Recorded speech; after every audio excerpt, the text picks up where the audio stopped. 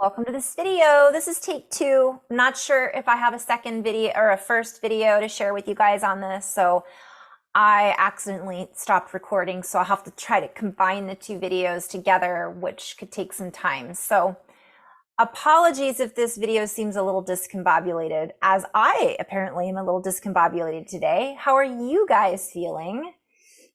Thanks so much for tuning in. I wanted to just jump right in. I did a video talking about quantum tunneling, kind of. I mentioned quantum tunneling. I shouldn't say I was talking about quantum tunneling. And I'm being called to talk a little bit more about it in this video and to talk about time and our relationship with time. In the previous video, I had shared basically that I was seeing a colander, two colanders paralleling each other, us kind of being in the middle of these two colanders. That's the shape I was shown. I was shown one colander, which we'll just use dimensions as one example, but I'm also being shown this happening in our physical body as well. A lot of times the things that I share can be used interchangeably with the cells in our body or the evolution of our solar system, as well as changes happening on planet Earth. For this particular video, a lot of this can be used interchangeably, but I was essentially shown these two colanders of time, and we're going up this spiral. And as you go up the spiral, the coil expands, and all of the pieces of information held in that coil become more accessible for us to open these packets of information, these packets of waves, these packets of electricity that hold within them advanced knowledge, maybe. And these are all from what I've being shown in our brain coils, right? But also, as within, so without, we're existing within dimensions that essentially are, let's call them bubbles or tubes of reality.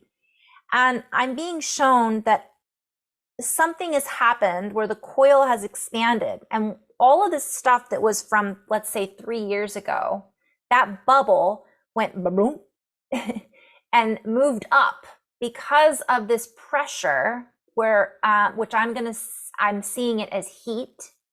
So the heat or signature of expanded movement, I'm being shown that it expanded. So there was pressure inside of this colander, and I'll show you that one more time. So here, it's moved up. We're here. This was the past. This is moving up to bring it into this time. And I'm being shown that it's quantum tunneling. So it's somehow operating as a packet of information, of energy, of a wave, and it's bouncing in or coiling around, spinning, and bits of it are tunneling through into this timeline, into this reality, into this dimension. Now, I don't get into dimensions in too much detail because I, quite frankly, don't quite understand the quantum physics or whatever model is the most accurate, we'll say, to describe dimensions. So I'm just going based off of what I'm shown by my guidance team. And essentially what I'm shown is we're in one tunnel, bubble or colander that I just showed you, and we used to be in another one. All of the energy, although we are existing simultaneously in both of them, right? We're existing in 3D and 4D and 5D and beyond. We just don't necessarily have access to these higher dimensions because our frequency doesn't have the resilience from one perspective or the ability to literally extend out our energy field in a high enough vibration that we can remember these other dimensions, access these other dimensions. And from another perspective, we're not supposed to. We're supposed to be we came here to experience 3D. We came here to experience 4D. We came here to experience these dimensions in the way that those dimensions are meant to be experienced, because that's part of what this is all about. But essentially, these nodes, memories, information are all being accessed right now during this up-leveling that's happening infinitely, but for the purpose of this video, in the month of October, November, December. I'm hearing A, B, C. That's leading us into a whole new reality, a whole new world. So, from one perspective, there's a bleed through happening, if we want to call it that, a quantum tunneling from the third dimension into the fourth dimension. And if you picture those spins bumping around as waves in the 3D colander, it's bouncing, and some of that is coming over into this colander of, let's call it 4D, just for the purpose of this video. And I know this isn't exactly how it works, but maybe it'll help somebody go, that makes sense, or this helps me to understand a little bit about more of why I'm feeling what I'm feeling. So we're in this other colander, and how we access reality is different. So we're kind of sensing this bleed through from this 2020 timeline. Now, depending on how much momentum that 2020 energy has, determines how much of it bleeds through in the quantum tunneling, from my perspective. And by the way, this is just one aspect of what's going on. So I'm just focusing on this 2020 aspect. So what happened in 2020? Right? A lot of things happened in 2020. What happened for you personally is really where I want to get with this. Were you in a lot of fear? Was there a lot of ahas? Did you get really sick? Did you not get sick? Did you participate in particular stories that held a lot of meaning and importance to you? Did you participate in any type of medical activities?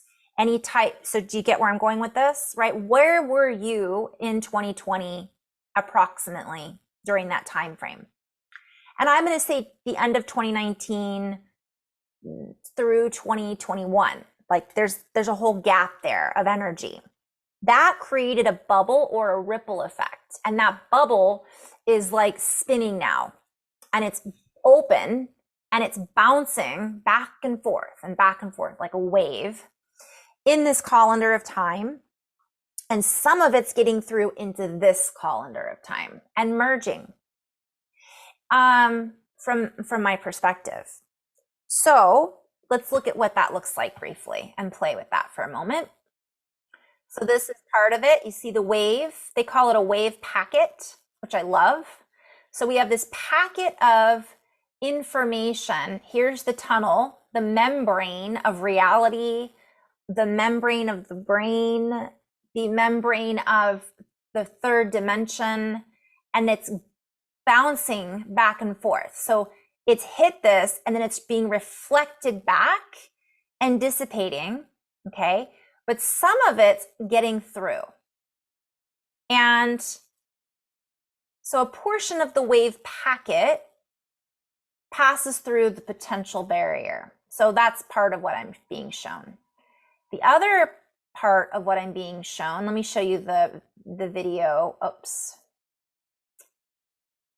is this. I hope you can see this okay, but this is a video on tunnel effect. There's my colanders.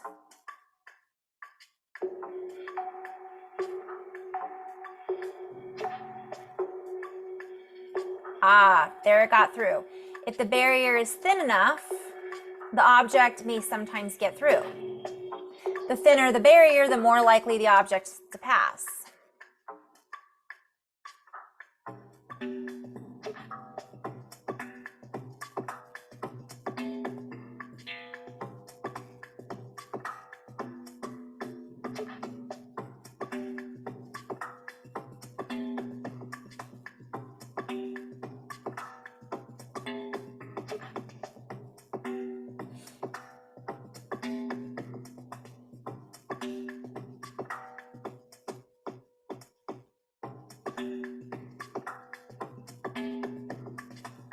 Okay, so by measuring the electric current passing through the tip that has created this tunneling, we can reconstruct where the atoms are. So they're reconstructing where these atoms ended up after this quantum tunneling on this graph. Now, I see this as our reality. We're quantum tunneling to this other dimension from another perspective. Essentially, we're creating, it's this wave, and we're moving and meshing through this barrier. Now, we could also look at this as energy work, right? So if we're in a bubble and we have this energy and our bubble is really thin, right? The veils are thin, a lot more can get through. We have and this is a catchy, a little sticky, we'll say, because from one perspective, there's this idea that we need to put up our barriers, right? How many times have we heard ourselves going into protection? We need to put up our barriers. We're in a different reality now. The veil has thinned, which also means that our perspective on things, we're seeing through it differently. So in the fourth dimension, from my perspective, it's a thinner veil. So more energy can get through. And it's holding both energies, third and fifth and other. I mean, it's hard to describe, but that's what I'm seeing. Our physical body is also that tunnel or that amount of electrons. So we essentially, it's kind of like, instead of us creating this bubble, which we exist within, we're more open and everything becomes more malleable, and we're able to move through things in a different way. We're able to change the frequency once it comes through to better suit our needs, because now we're existing within this higher frequency. So when those waves come through or tunnel through, they end up in a different order than they did when they were on the other side. Now, I'm hearing that this changes our predictability. So because this might have been utilized in the past to dictate how our reality was going to look, because of the way we were able to be studied, the less predictable we are, the less these energies that are seeking to create a reality that keeps us in a lower frequency are able to do that. Does that make sense? I don't know if I said that right.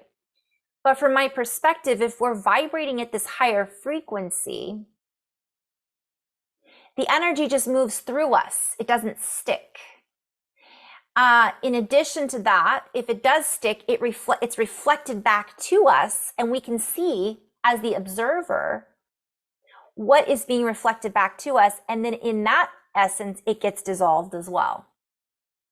Rather than this huge distorted bubble that gets created, that continues its movement over and over again in a cyclical reunification. It's no longer able to reunify because bits of it have broken off, have been absorbed, and they're not able to be the wall that it was shown where where they ended up. It's kind of like, I guess, Marvel Comics, right? I think they do that in some of the Marvel Comics movies. They end up on this other timeline and you don't know where you're going to end up. But this is a good thing from one perspective, because as we're doing this tunneling, we're ending up in a different region because we are, and I used this in my last video, breadth and width. Because we're increasing how big and how tall, how much energy we're moving, this other stuff that's seeping its way through can't find us. It can't connect. This stuff that I'm referring to is negativity. It might be artificial intelligence. It might be viruses, all of it. So it's kind of hard to explain, but that's what I'm saying in a nutshell. And I'll maybe go into this in more detail later in a much more logical, analytical way. But this means the more expansive we are and the higher vibration we are, the less impact these merges with timelines have on us, the less impact EMF frequency has on us, the less impact artificial intelligence or viruses have on us. And so this comes with us recognizing that. But I'm also being shown that it feels like we're in the same colander that I showed earlier, but we're not. It feels like there's certain patterns they're trying, if I want to say us versus them, which I don't, because in actuality, this is a past version of us that's kind of like, hey, don't forget about me. Don't forget about these habit patterns. The monkey mind, don't forget we need to do this to feel better about this. Oh, don't forget we got sick last time and it's going to look like this. Doesn't have to. So I'm just sharing that this is from another perspective. That's what also this means also. Okay. Whew. So I might go into a little flow here and kind of see where this goes. But one of the things that I'm really being called to express through this type of expression is when we are co-creating together, but we're doing it from the heart, and we're creating this quantum field of energy exchange, we are not predictable. When we are following an old cycle and repeating that cycle that's coming up for us to see, and we're falling back into the same patterns, giving it the same energy, creating the same distortions, it enhances and thickens that barrier. It makes it more, I'm hearing adhesive, stickier, right? It makes it stick more. And that becomes part of what we're co-creating in our new reality. We don't even realize we're carrying with us these old attributes, these old qualities. So the message is to just keep it simple. Get into the hearts, increase our conductivity, and recognize what we're seeing is an old pattern that's just playing out. It's just an echo. It's an old song. And unless we tune into it and start humming it, writing it down, singing it, dancing with it, and interacting with it, it moves right through, or it bounces back and is dissipated. It's when it sticks and we enhance the thickness of the energy signature, that it becomes relevant. So that's this simple definition of what I'm being shown. This also has to do with, we could use it with computer programming. We could talk about, so some of the other synchronicities I'm getting associated with this are optical cavity, how we see things. And I'll come back to that in a minute, potentially. I'm also seeing a reference to the floating gate transistor, which has to do with the gates and direct current and flash memory. And the synchronicity that I had with this is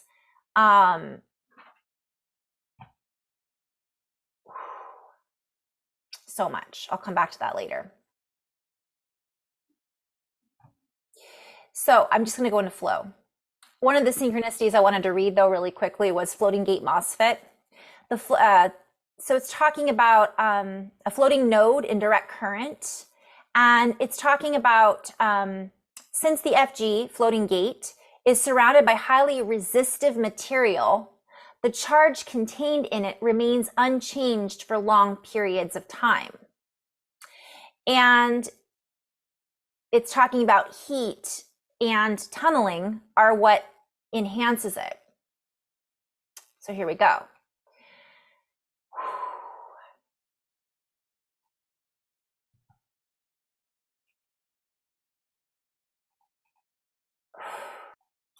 This also has to do with our reality. So it's like we're instantaneously, quantumly creating a new reality in time.